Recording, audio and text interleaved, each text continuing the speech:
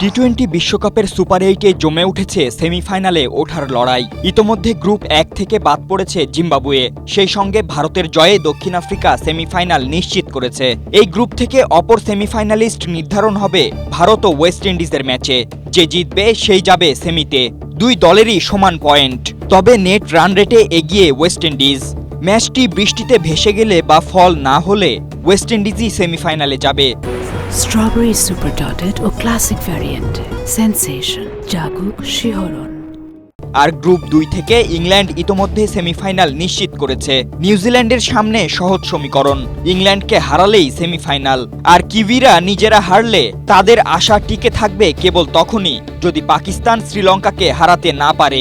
আর New Zealand হারলে ও পাকিস্তান জিতলে দুই দলের সমান পয়েন্ট হবে। তখন নেট রান রেটে নির্ধারণ হবে সেমিফাইনালিস্ট। সব মিলে শেষ 4-এর বাকি দুই জায়গা পূরণের লড়াইয়ে সুবিধাজনক অবস্থানে আছে ওয়েস্ট ইন্ডিজ, ভারত ও নিউজিল্যান্ড। আর পাকিস্তানের সামনে জটিল সমীকরণ।